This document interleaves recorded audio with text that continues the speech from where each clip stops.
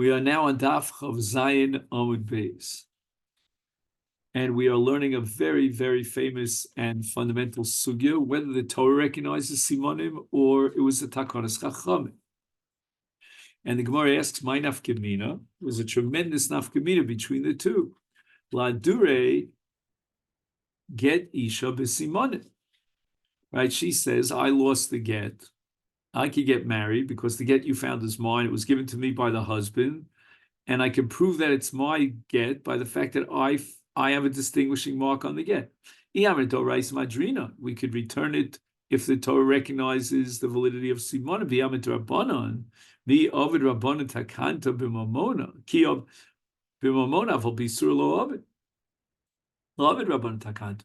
Rabbanan don't have the authority to take a get that's not valid and invent Simonim and give the get back to the Isha, and now she can marry someone else.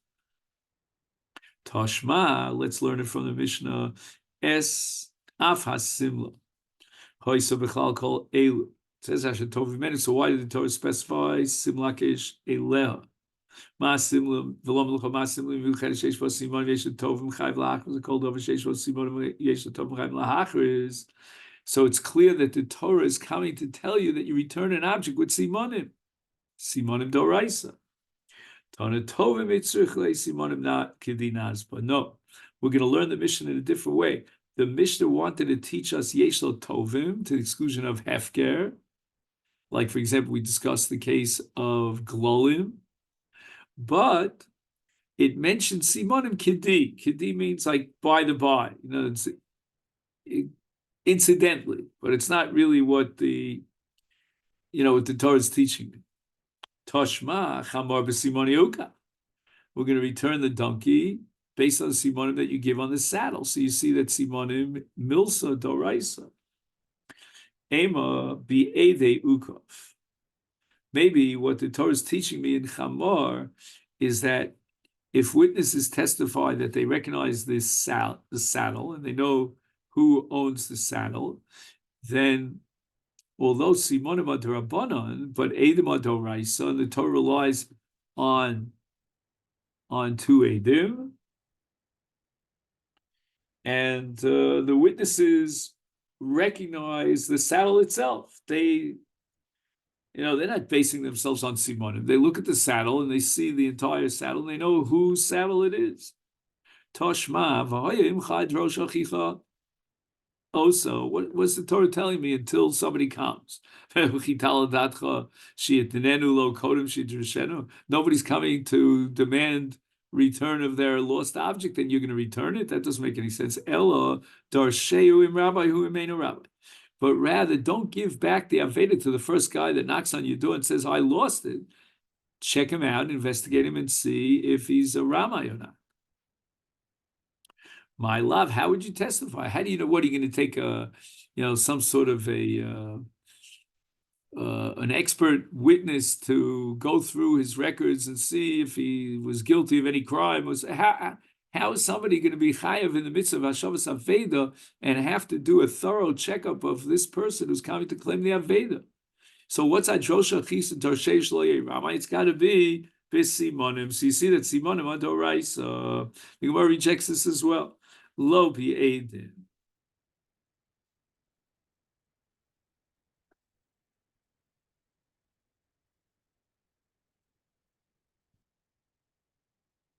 The Edom testify that this object belongs to this Tovea. We're not relying on Simonim, we're relying on the Edom. Rabbeinu Chananel, however, adds a very important point here. He says that Enoch Hinami, the Gemara, is referring to character witnesses. And they testify that the claimant, the one who's being toveh, is an honest man. And therefore, we can give it back to him, but not through Simonim. Toshma, we learned in a Mishnah, Ein me'idim el parts of upon. We're talking about misabal, to be matir and isha. Unfortunately, these sugyas are very relevant today. But anyway, how do you see the parts of ponim? So the Edom recognize the face, Imachotem, and they have to recognize it with the nose. The nose is critical. Okay, the fact that you see these kalim belong to Ruvain, let's say Ruvain's wearing a garment and you can identify that garment as Ruvain's garment, that doesn't prove anything. They may have borrowed it, may have lent it. However, what about the fact that there's a wart on his body or some sort of identification mark on his body? They describe some sort of tattoo.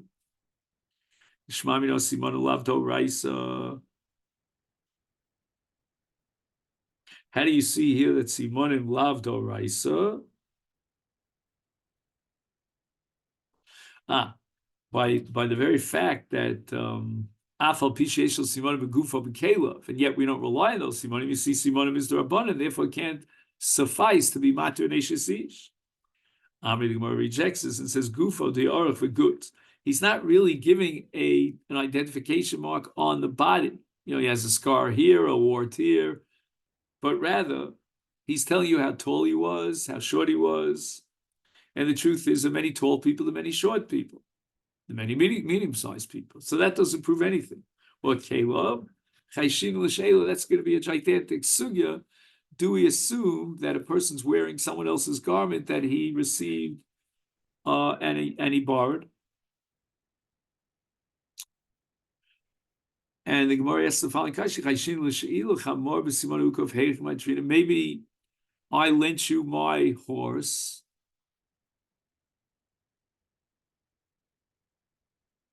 Second.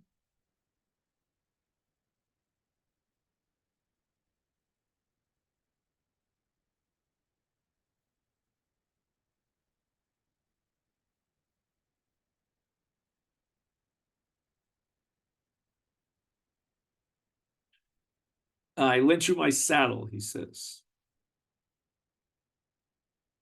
So if I lend you my saddle, then even if witnesses come to testify that's your saddle, that doesn't mean that you own the donkey, because I lent you my saddle. So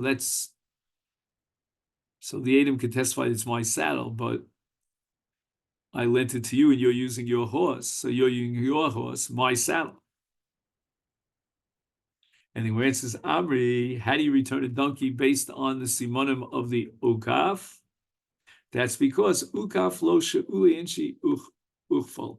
A saddle has to be custom made, has to fit exactly the back of the horse, because otherwise it'll cut into his body. And therefore you don't lend an ukaf.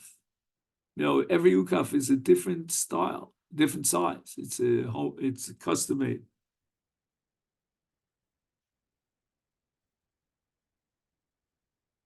Mishum the mesakev lechamor, right? It somehow causes abrasions of the skin of the horse or the donkey. So in other words, in general, it could be that we are choshesh l'she'el, but not in this case of an ukaf. Ibois ema, kelov, b'chivore ubesumke. Maybe the Mishnah is talking about a case where it identifies the garments of the corpse by either being white or red. So let's go back to the first answer. The first answer of the Gemara was that although we might be concerned about the possibility of borrowing, but not so in the case of the saddle. Elohad is Sani, we learned in a brisa. Mitzo kashur bekis over arniki v'tabas. Let's say the get was tied up, let's say to a money bag, to a purse, to a signet ring. Oshem mitzo ben kelov, he finds the get amongst his utensils. Afil uzman meruba kosher. And we're allowed to return the get based on these simonim.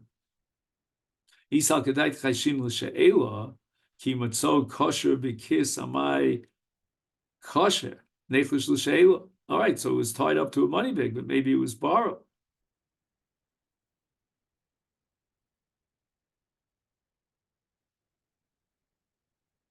And this borrower who borrowed a money bag, he went ahead and he attached the get to a money bag.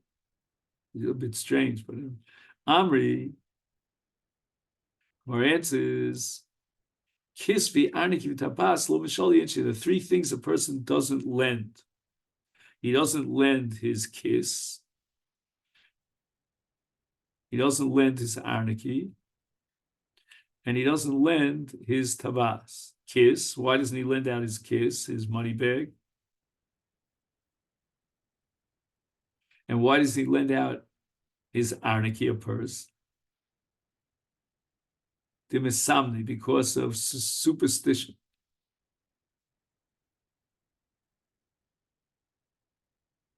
In other words, a person has like some sort of power that's some sort of metaphysical power that's inherent in his money bag or in his purse, and he doesn't want to share that with anybody. Tabas mishum demizdai, because anybody could sign any document and counterfeit based on the fact that he has your tabas. So these are special categories of objects that are never lent out, and therefore we're not choshesh for she'elu. But regarding other objects, we have to be choshesh for she'elu. Okay, now we come back to the question that we raised, whether simonim is doraisa or derabon. Lema ketanoim. Shall we suggest that this is the subject of machlokas tanoim? Why? We have a brisa that says the following: Ein me'idim al hashuma. Now, this is that wart that we spoke about. So you want to testify on behalf of a married woman that her husband died, and you can identify the corpse because of a wart. And the Tanakhama says, no, we don't rely on that simon in order to allow her to get remarried. But Lozben Mavoyo Mer Me'idin al Shuma, we can rely on a wart. My lab iflagi. Shouldn't we assume that this is the subject of a Tanakhama, Savar Simon and Darabana? And therefore, we cannot rely on this simon called Shuma to be mater in Ashes Ish and identify the corpse. Be'alazar ben Mavoi Savar Simon Dorais, the Torah relies on simonim even to be mater in Ashes Ish. Omar Rav de Kuliyama simonim Doraisa. I would say that even Rabbi Loza, even Aloza ben Mavoy would agree. I'm sorry, even the Tanakhama would agree to Rabbi Loza ben Mavoy that Simonim Adoraisa B'Shuma Metziya ben Gilo Kamifligi. Do we have to worry that somebody else might have the same wart on his body because they are Bnei Gilo? They were born on the same birthday, probably it means the same hour, and therefore they share lots in common. They have the same mazel. It's really common that you find somebody else who has a wart. It's very uncommon to find two people that have the same wart, and therefore the wart is considered a simon even on the doraisa level. So everybody agrees that simonim doraisa. Iboy saying we could go the other extreme. The kuliyam mashuma ena mitzuya ben gilo. We're now saying that everybody agrees that a wart is a special, unique identifying mark, but now you found it after Misa. And it changes its appearance after death. This simon changes. So these guys came along and identified the simonim. No. They don't really know the simonim. If they give you the simon that you can identify the body, then it's reliable. Ibai say a third possibly it doesn't change. The simon of the Rabban, everybody agrees that simon of the Rabban. You see where the Gemara vacillates from one extreme to the other. Even if you hold simonim derabanan, but if it's a simon muva, which is an outstanding simon, a unique simon, is then everybody agrees that the Torah would rely on an outstanding, unique simon, which is called the simon muvak. But Marisav, according to one shita, shuma simon muvaku, Marisav shuma lav simon muvaku. Question is how to classify a wart. Is it Shall we say muvak? Is it not muvak? That's the question. Omar Rava, imtim tzalom simonim lav doraisa, heichem adrina vedosa b'simonim.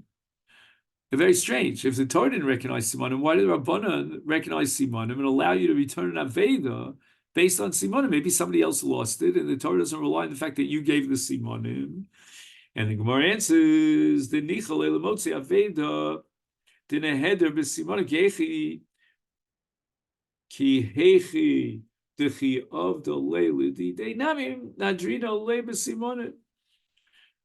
It's in my best interest that you return an aveda with simonim, so that if I lose something, then you will allow me to retrieve my object based on simonim. Amalei Rav Safra, Rav, I can't accept such a thing. V'chi adam oset tova liatzu a moment she'ena shalom. You're going to allow the finder to return the object based on simonim. Why? Because when the finder loses his own object, he would like you to return it to him based on simonim. But how can you do that for someone else's object? Who are you? Misamcha. La ella, but rather let's reformulate this, the original statement of Rava. Nichale Balaveda, even the Balaveda who lost it, Lemehev Simonim Lurishkale, that he himself should be able to retrieve and get his object returned to based on Simonim. Maybe the other day Edim Leslie. Very rare that you can find Edim who know that this object belongs to me and that I lost the object. And Meimer Omar, therefore he's going to say, Kuli Amalo Yadi Simonim Mufhakim Didi. And you have to take out the word Mufhakim here, or it's Lavdavka, but it means that no one besides me knows about this Simon. And why shouldn't I get back my object by giving Simonim? So it's in the best interest of the Baal HaVeda. Eloha Disnan, what about a Mishnah that we had back on Daf Chav? Rav Shimon Gamliel Omer Echad Alova Mishlosha. If a person borrowed from three different people, so Reuven borrowed from three different people, and you found three different shtaros, is Yachzil Lelova. So we give it to Reuven who borrowed the money, as we'll soon see, because what are the chances that if he borrowed money from three different people, the single malva on this particular shtar would have possession of all three shtaros? It must have fallen from the lova. However, the flip side is shlosha shalova min echad. If three different borrowers borrowed from the same lender, is then nichale, right? Yachzil malva. We give it back to the malva. Why? Because nichale lelova ladure la leila malva. Right? It's in the best interest. No, you have to read this with a question mark. Sorry. Is it in the best interest of the lova that you return the stars to the malva? He'll come and collect all these three stars. So you see that even though if the finder would not return the object, then the malva, in this case, the lender, would not be able to collect the chov, and yet we're going to return the object against the will of the person who lost the object. There, we don't question who lost the object. We know for sure who lost the shtar. Why? Because echad alova mishlosha yachzil alova degabi lova shchichi, who has possession over three different shtaros that were borrowed from three different malvin. It's got to be the lova who borrowed money from three different malvin. Or gabi malvin, right? Shmami no lovanov. Now we have the other case. Shlosha shalova mi'echad yachzil malva. Right, three people borrowed from one person, you return it to the malva. Why? Til gabi malva shchichi, gabi lova lo shchichi. We have a clear-cut indication that it fell from the malva.